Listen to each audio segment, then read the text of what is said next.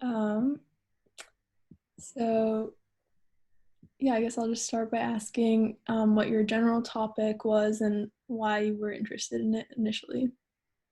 Yeah, so the initial topic was a book by this 20th century German socialist writer, Anna Segers, called Transit. And it was written while Segers was living as a refugee during the Second World War en route from Vichy, France to Mexico. And it draws very clearly from her experience as a refugee during the Second World War.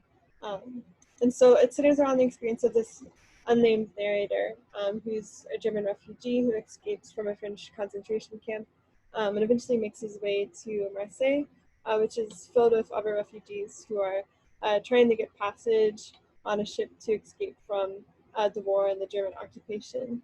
Um, and so the aspect of the novel that I really found the most interesting and what I sort of focused my thesis on was this part of the plot where he gets caught up in this sort of messy affair of a writer named Vidal, who has just killed himself in a Paris hotel right after the German army occupies the city.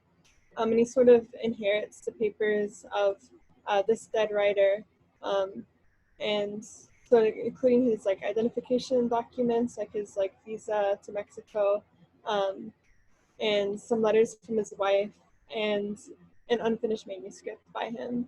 And there's a scene where he like reads the manuscript and he's really moved by the story, but then is like very disappointed when it sort of cuts off mid sentence at the end. Um, so he like brings this suitcase with him to Marseille, and there he like tries to bring it to the Mexican consulate in hopes that they might be able to return it to the dead writer's wife, um, because he knows from one of these letters that she's sort of waiting for him in Marseille and trying to travel to Mexico. But there's sort of like a miscommunication, and the Mexican official thinks that the narrator, in fact, is Vidal. And so at first the narrator tries to correct this mistake, but then he sort of realizes that this is actually a really great opportunity for him because he's basically living as an undocumented refugee in Marseille. And so he has like some false papers that like he used to travel there, but it's not really enough to like protect him from police raids. And he needs to like sort of paradoxically prove to the authorities in Marseille that he is like planning to leave in order so that he can get like a residence permit to stay. Um, and so he sort of like starts up this charade of like pretending that he's this dead writer. And then there's this also like complicating factor in it as well, where he uh, starts up a relationship eventually with this woman named Marie, who he sort of like sees in all of these cafes and consulates around Marseille, and he finds out eventually that she's actually Vidal's wife, and he can't really like bring himself to tell her that her husband is actually dead. And she's like really intent on leaving to go to Mexico and like wants to find her husband so that she can like have the documents to do that. Um, and yeah, so that's kind of like the basic premise of the novel. And I first read it like 5 or so years ago, and just found that like a really interesting novel in terms of like a lot of the questions it raised about like literature and its role, um, especially in like times what like the Second World War when Segers is writing, as well as I just found the parallels between this refugee crisis of the Second World War that Segers was living through, and the situation of undocumented refugees and immigrants in the U.S. and Europe today. Um, and so when I started thinking of it as a potential senior thesis topic, I like initially sort of approached it from like a more, I guess, like historical standpoint, of like wanting to use literature to look at this like historical circumstance of the refugee crisis during the Second World War.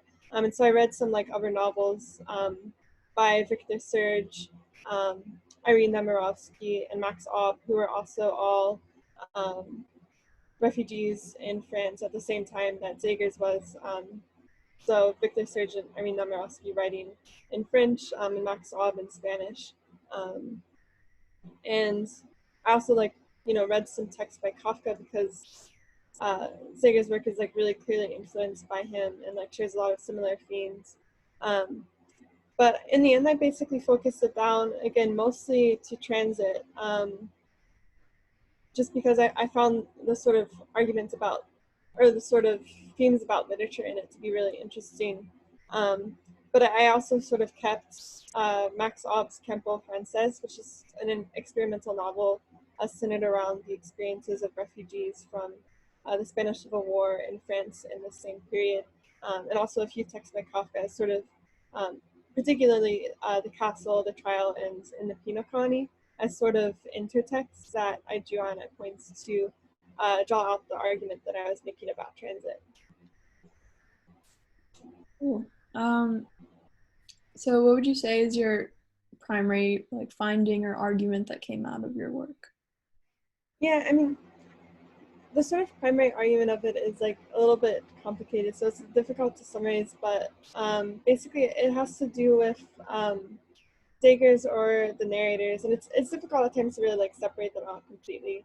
But like they both have this very sort of ambivalent attitude towards the role of literature, especially again in times of almost unprecedented human suffering, like what Segher's was living through when she was writing it.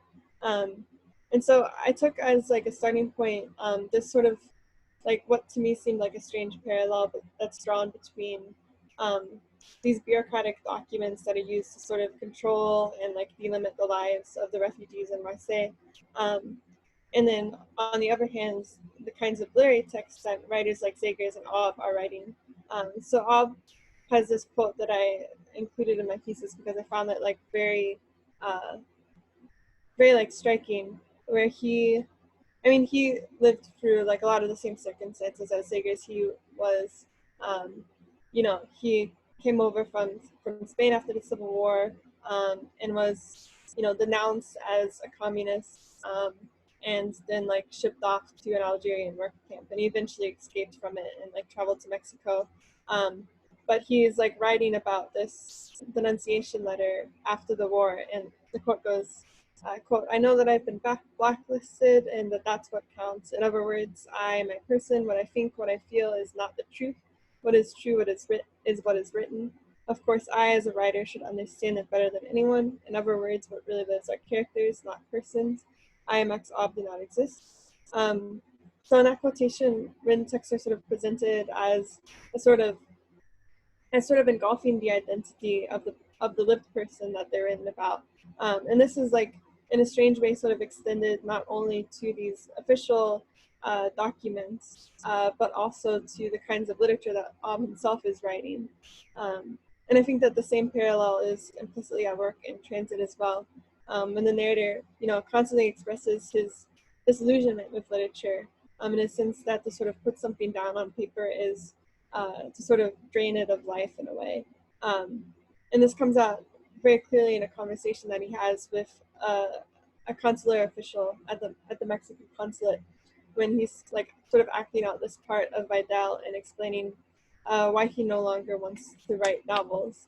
And he says, quote, "All those writers who were with me in the concentration camps who escaped with me, it seemed like we lived through these most terrible stretches in our lives just so that we could write about them.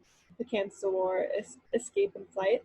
So like, again, sort of this sense of like living somehow being degraded when you're just sort of like approaching it through this lens of like what can be written about it, how it can be transferred onto paper. But there's also this sort of like other sort of related argument that I was trying to make about the sort of idea of literature as a process by which we like temporarily take on the identity or like the experiences of another person. And so it's almost like a sort of death of self.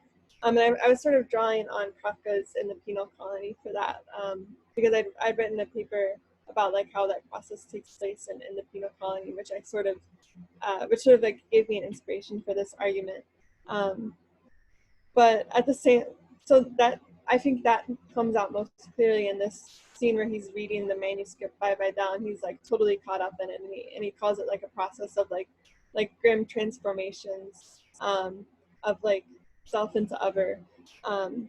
But even in that scene, there's this sort of like critique of this sort of literary transformation as something which is necessarily short-lived, and therefore sort of fundamentally limited. And so the narrator instead has this sort of desire to actually, like live multiple lives rather than simply write or read about them. And at one point he says, um, I wanted to lead other lives, but not just on paper. And so this desire, I argued, sort of ultimately finds its expression in his like decision to take on Vidal's identity, which is sort of like taking this process of like transformation of self to other that occurs via literature to an extreme, to the point where it's like no longer, even within the realms of literature. Um, to an extent that like his own self sort of becomes increasingly erased by it. And I think that this for me was most clearly sort of indicated in the fact that the narrator is nameless. He, like, people refer to him either as Vidal, and he starts like taking on that identity, or as Seidler, which is like the name of the other refugee whose documents he kind of like takes so that he can like gain passage to Marseille, but that he doesn't have a name of his own. And yeah, that's basically my argument. And then at the end, I sort of related it to Albert Camus' notion of absurd creation. So this sort of like existentialist view of literature as like creating as like the supreme sort of like act of like trying to like deal with this absurd world, but how uh, the narrator sort of, because he's like narrating his own story, and because he sort of like transforms himself into the Vidal in this way, he's like taking that act of absurd creation, what Camus calls absurd creation, to its like limit point.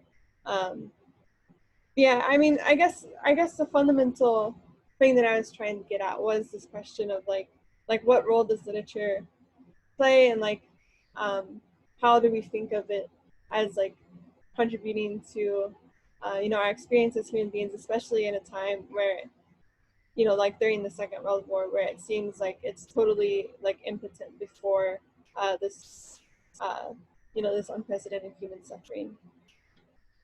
That's really interesting. So, what would you say are some future directions that this research could take? Yeah, I mean, I think that for one thing, like Segher's work, especially this novel, is like very much like under-examined. I had a lot of difficulty finding like secondary sources on it, um, even like in German, but like especially in English as well.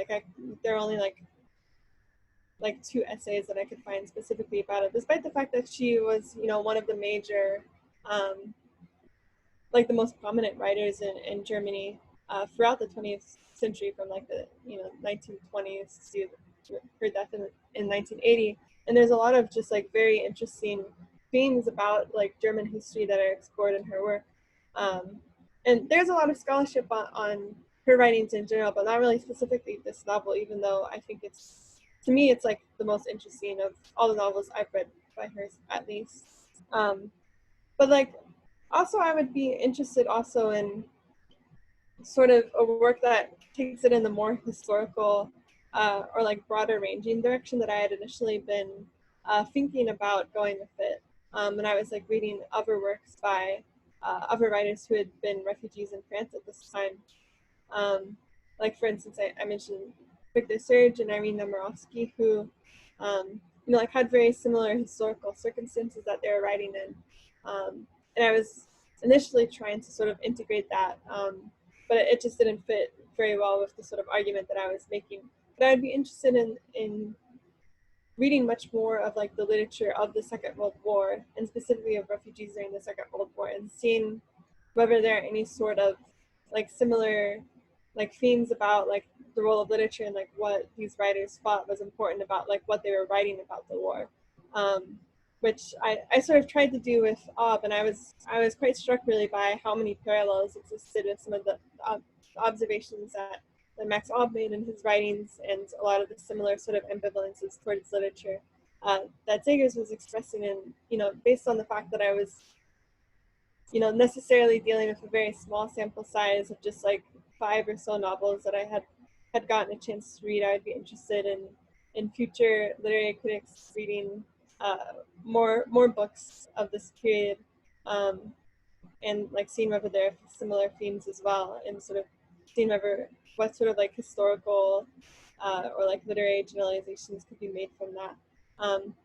And also I just kind of wanted to like make a sort of like methodological intervention as well, in terms of reading Segher's work alongside a lot of like theoretical and philosophical texts that really get to the heart of like what is literature all about, and like what is its role in sort of like human experience, um, and like what are its limitations, and I feel like that's like a direction that I would like to see more literary criticism going, of like not just examining like text for their own sake, but always like relating it back to like what does this mean for like us as like human beings living our life. So I guess that was like also a methodological intervention that I would be happy to see other works of literary criticism taking as well. Great, thank you so much.